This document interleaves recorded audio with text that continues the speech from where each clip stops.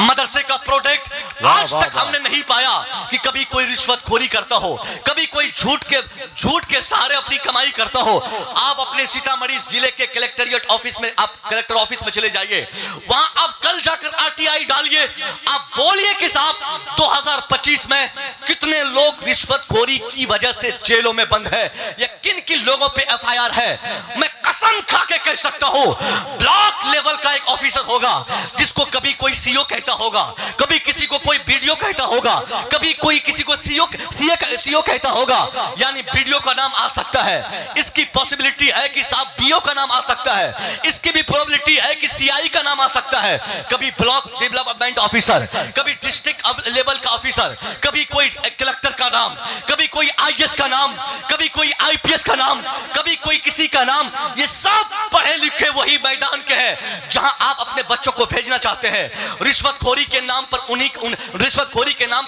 उन्होंने बाजार गर्म किया, चोरी के नाम पर उन्हीं लोगों ने बाजार गर्म किया। इसलिए मैं कहना चाहूंगा, अपनी औलाद को ऐसी जगह पहले मत पढ़ाओ।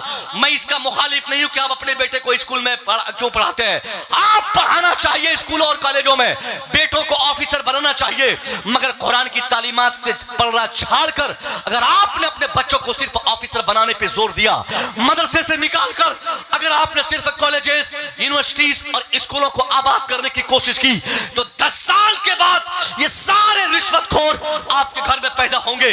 कोई चोर पैदा होगा, कोई डकैत पैदा होगा, कोई बेईमान पैदा होगा, कोई शैतान पैदा होगा, कोई डॉक्टर के नाम पे एक खबीस पैदा होगा जो इंसान के जिस्म के नाम पर पैसे खाएगा, जो दलाली करेगा, मरा हुआ इंसान पड़ा रहेगा, उसके घर वाले उसकी लाश उठाने के लिए उससे मांगेंगे, वो उससे कभी कमीशन मांगेगा, कभी लाश के खर्चे मांगेगा, कभी पेशाब का पैसा मांगेगा, कभी पखाना जांच का पैसा मांगेगा। यानी ये सब पढ़े लिखे मिलकर समाज को जुल्म की आंधी में फंसा देंगे, जबर और ज्यादती के मैदान में धकेल देंगे। एक ही बचाने वाला, इंसानियत का पैगाम देने वाला एक ही जमात हमारे सामने नजर आती है, उसी जमात को उलमा की जमात हम कहते हैं। हमारा मदरसा आज तक ऐसी चीज की न तबलीग किया, न ऐसी चीज की तरकीब किया, न हमें बरंगेख्ता किया, बल्कि हमारा मदरसा शुरू से आज तक इंसानियत का वो जबरदस्त फार्मूला हमें सिखा दिया कि रात के 12 बजे मौलवी साहब को फोन करने वाला आदमी यही कहता नजर आएगा।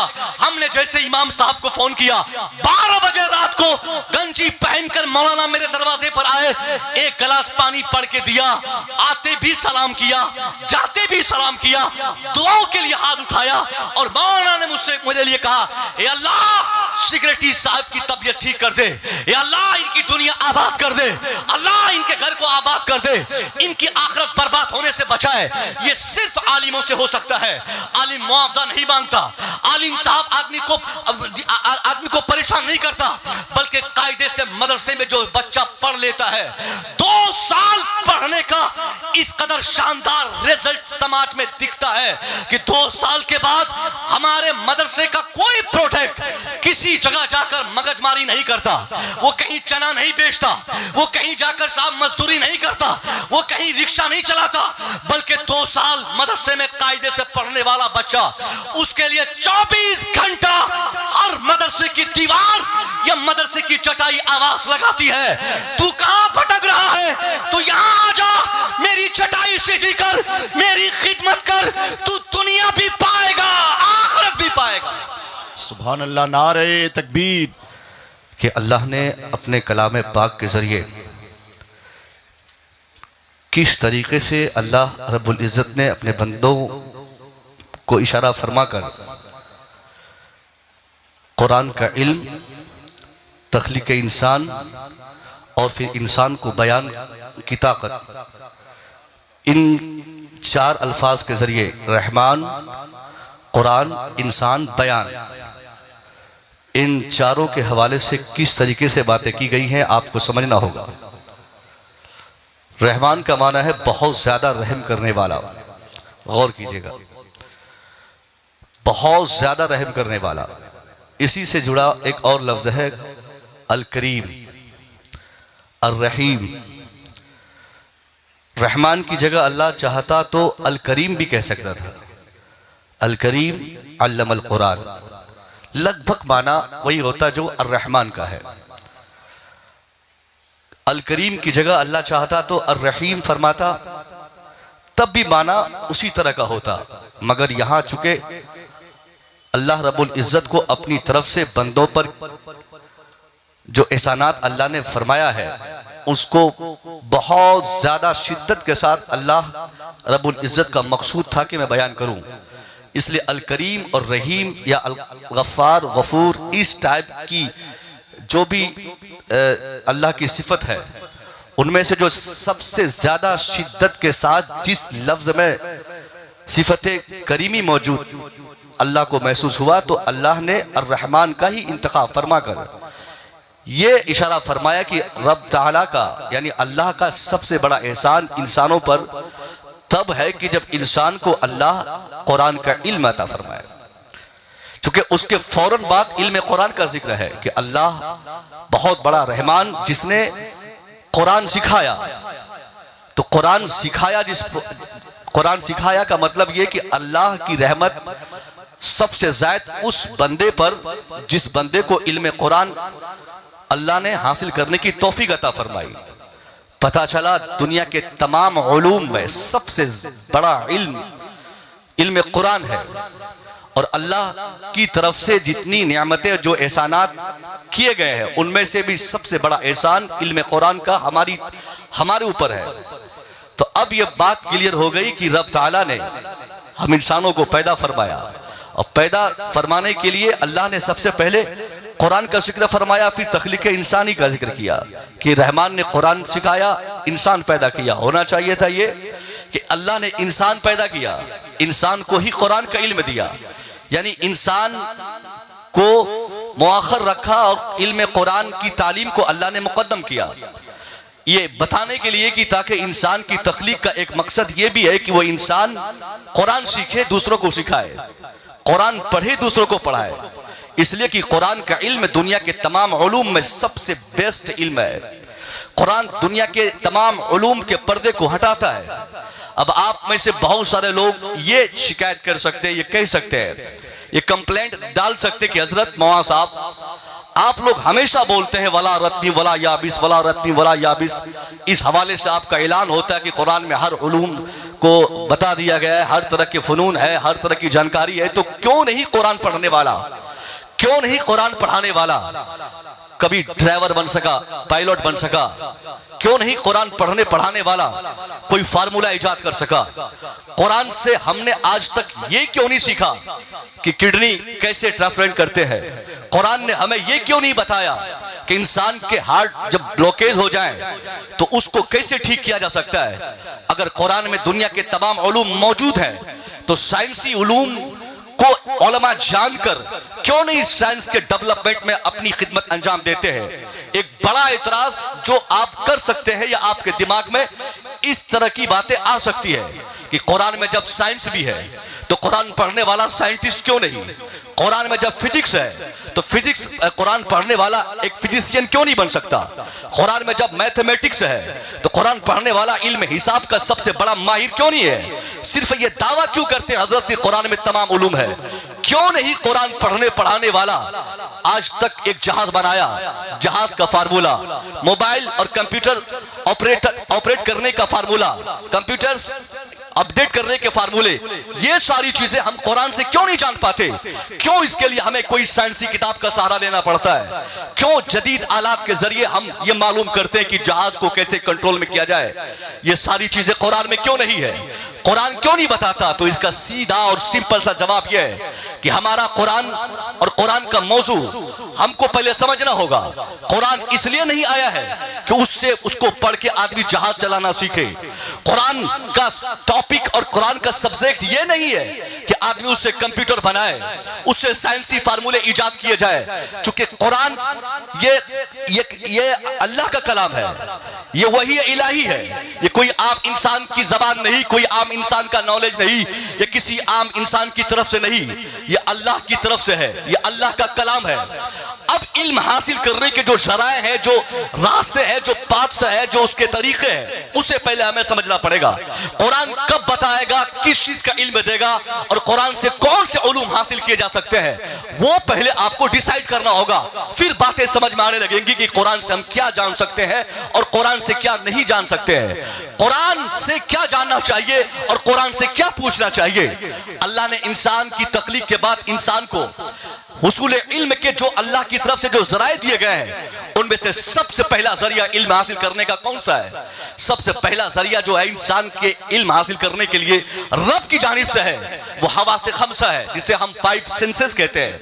यानी आदमी टच करके, देख करके, सूंघ करके, सुन करके, ये सब रास्ते हैं इल्म हासिल करने के। इन जिहतों से एक आदमी का नॉलेज बढ़ता है, यानी वो इल्म हासिल करता है। किसी चीज को छुआ, वो चीज गर्म है, हॉट है, सर्द है, सॉलिड है, क्या है वो आदमी टच करके बता देगा। किसी चीज का अगर जायका समझ में आना, उसको लगे कि मुझे इसका जायका टेस्ट करना है, इसको टेस्ट में लेना है, तो उसको चखना होगा। सुनने के बाद कोई चीज हम सुने, हमारे इल्म में इजाफा हुआ, देखा हमने, देखकर हमने अपने नॉलेज में इजाफा किया। यानी इल्म हासिल करने का सबसे पहला तरीका क्या है कि वो आदमी अपने 5 सेंसेस का इस्तेमाल करे। वो आदमी अपनी जबान, अपने कान का, अपनी नाक का, अपनी आंखों के इस्तेमाल से, अपने हाथों के इस्तेमाल से इल्म में इजाफा करे। और अल्लाह की तरफ से ये पाबंदी की उनको दी गई है, आंख का काम सिर्फ आंख करेगी। आंख की जगह पे जो काम आंख का है वो काम हाथ का नहीं है, जो काम कान का है वो काम नाक का नहीं है। सबके दायरा कार मुख्तलिफ है और महदूद है। आंख को पता है कि मुझे क्या करना है, हाथ को मालूम है मुझे क्या करना है। कोई इंसान जिसको किसी चीज का मजा लेना हो और वो मान लीजिए कोई किसी ने गोश्त पकाया, उसके टेस्ट उसको आजमाना है कि कैसा टेस्ट है। अब सोचेगा कि अल्लाह की तरफ से जो 5 सेंसेस हवा से खमसा में से किसी से भी टेस्ट हो जाएगा, ये मुमकिन ही नहीं है कि वो आदमी टेस्ट जानने के लिए वो शोरबे को अपनी आंखों में डाल ले या शोरबे को कान में डाल ले। नहीं, कान का अलग काम है, कान से दूसरे तरह के उलूम हासिल होंगे। आंख और नाक के भी मुख्तलिफ अपने अपने दायरे कार हैं, उनको अपने फील्ड में रहकर काम करना है। हर एक चीज का एक रास्ता है, जब तक उसको उस रास्ते में इस्तेमाल करेंगे तो वो चीज ठीक से काम आएगी, काम करेगी। और अगर उसको उसके रास्ते से हम भटका देंगे तो फिर रिजल्ट अपोजिट आएगा। दुनिया हमें पागल कहेगी, रिजल्ट ठीक नहीं आएगा। ये इल्म हासिल करने के जो 5 तरीके अल्लाह की तरफ से बताए गए, दिए गए हैं, ये पहला ये हवा से खमसा जो है, इसके जरिए जब इल्म हासिल नहीं होगा तब दूसरी ताकत रब की जानिब से हर इंसान को दी जाती है। वो ताकत अक्ल है, वो ताकत शऊर है, वो ताकत फिक्र है, वो ताकत जुस्तजू है, वो ताकत आदमी का चिंतन है, वो ताकत आदमी का मंथन है, वो ताकत रिसर्च है, वो ताकत तहकीक है।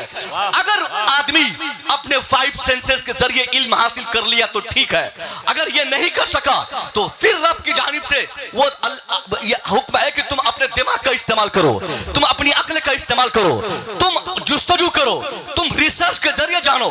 जैसे मेरे सामने मैंने टच किया, मुझे समझ में आ गया ये सॉलिड चीज लोहे की है, ये मैंने आंख का इस्तेमाल किया, मैं देख लिया कि ये माइक है, आसानी से इल्म हासिल हुआ कि ये माइक है, ये तार है, ये लोहा है। मगर जब मुझे ये जानना हो कि मेरी आवाज इतनी बुस्ट कैसे होती है, मेरी आवाज पब्लिकली इस तरह कैसे आम हो जाती है, एक इंसान की आवाज किस तरह इतनी बड़ी और कितनी शानदार तरीके से लोगों के सामने पेश की जाती है, जब इस चीज का इल्म जानना हो तो अब हमारा वो 5 सेंसेस जो अल्लाह की तरफ से हमको अल्लाह ने दिया था, उसके इस्तेमाल से हम नहीं जान सकते कि आवाज कैसे फैलती है, ये नहीं जान सकते कि माइक बना कैसे, ये नहीं जान सकते ये सेटिंग हुई कैसे। इसके लिए साहब न तो हाथ काम आएगा, न आंख काम आएगी, न नाक काम आएंगे, न कान की कोई खिदमत होगी। रब की जानिब से जो दूसरी ताकत इल्म हासिल करने के लिए दी गई है, वो ताकत जो अक्ल की ताकत है, जो फिक्र की ताकत है। अब अगर हमको जानना है कि ये आवाज बढ़ती कैसे है, ये आवाज फैलती कैसे है, इसके लिए 5 सेंसेस से काम नहीं आएंगे, इसके लिए दिमाग लगाना पड़ेगा, इसके लिए फिक्र करनी पड़ेगी, इसके लिए अक्ल का इस्तेमाल करना पड़ेगा। बात समझ में आ गई? हुसूल इल्म के जो दूसरा जो जरिया है अक्ल का जरिया, अब इसका भी अलग काम है कि जब हाथ काम ना आए, आंख काम ना आए, जबान काम ना आए, नाक कान काम ना आए, तब अक्ल का इस्तेमाल होगा। अब ये दोनों चीजें जब थक जाएंगी, यानी जब इल्म हासिल करने के सारे जराए इंसानों की तरफ से इंसानों को जो अल्लाह ने दिया है इल्म हासिल करने के, वो जब थक जाएंगे तब जाकर अल्लाह की किताब से हम रब की जानिब से जो ताकत दी गई है उसके इस्तेमाल से जब हम इल्म नहीं हासिल कर सकेंगे तब हम किताब इलाही से पूछेंगे कि इसका नॉलेज क्या है। बात समझ में आ गई साहब? हर एक चीज का एक दायराकार है। आज अगर कोई एतराज करता है कि साहब क्यों नहीं कुरान से कोई साइंसी फार्मूला आप इजाद करते हो, तो ये पागलपन का वो आदमी शिकार हो चुका है। वो गलत जगह गलत रिजल्ट तलाश कर रहा है। कुरान इसलिए नहीं आया है कि वहां किडनी का इलाज बताया जाए, कुरान इसलिए नहीं आया है कि वो हार्ट फेलियर पेशेंट का इलाज करे। कुरान इसलिए आया है वो इंसान जब रूहानी तौर पे बीमार पड़ेगा उसके रूहानी इलाज का फार्मूला हमें कुरान से मिलेगा। वो इंसान का जब जिस्म बीमार होगा तो जिस्मानी इलाज के लिए अक्ल का इस्तेमाल हम करेंगे, मगर जब रूहानी तौर पर मदद की जरूरत पड़ेगी तब अक्ल काम नहीं आएगी, हाथ काम नहीं आएगा, आंखें काम नहीं आएगी, जबान काम नहीं देंगे। उसके लिए सिर्फ और सिर्फ किताब इलाही है। यानी आदमी अपनी अक्ल से ये पता नहीं कर पाएगा ये चीज हराम है या हलाल है, ये रास्ता सही है या गलत है, ये काम मेरा अच्छा है या बुरा है। इसके लिए सिर्फ और सिर्फ किताब इलाही सफिशिएंट है। पता चला इल्म हासिल करने का की आखिरी मंजिल है किताब इलाही। पहले आदमी खुद से मेहनत करे, खुद से ट्राई करे, खुद से अक्ल का इस्तेमाल करके चीजों को जाने। जब खुद से नहीं जान पाएगा या खुद से जानने के नतीजे ऑपोजिट आएंगे तब अल्लाह की किताब से पूछा जाएगा, अल्लाह के कानून के मुताबिक सवाल होगा और वहीं से जवाब आएंगे। वो है किताब इलाही के रिजल्ट। इसलिए हमारा कुरान ये बताने के लिए नहीं आया है कि तुम जहाज कैसे उड़ाओगे, कुरान ये बताने के लिए आया है कि हम अपनी दुनिया आबाद कैसे करें, हम अपनी आखिरत को बर्बादी से कैसे बचाएं। इंसानों की भलाई के लिए, इंसानों की अच्छाई के लिए, इंसानों को दुनिया और आखिरत में बेहतरी के पैगामात लेकर कुरान अजीम का नुज़ुल हुआ है। अब आप बात समझ में आपको आ गई होगी कि कुरान का टॉपिक क्या है। कुरान का टॉपिक है इंसानों को सुधारना, कुरान का टॉपिक है इंसानों को बर्बादी से बचाना। अब अगर जब कुरान का ये टॉपिक है तो कुरान पढ़ने वाले का भी यही टॉपिक है कि दुनिया में इंसानियत कैसे बचे, दुनिया में मानवता और ह्यूमैनिटी के पैगामात कैसे बचे, दुनिया में जुल्म का, दुनिया से खात्मा कैसे हो। ये कुरान पढ़ने वाले का भी और कुरान पढ़ाने वाले का भी यही मौजू हमेशा के लिए रहा है, हमेशा के लिए है और हमेशा के लिए रहेगा।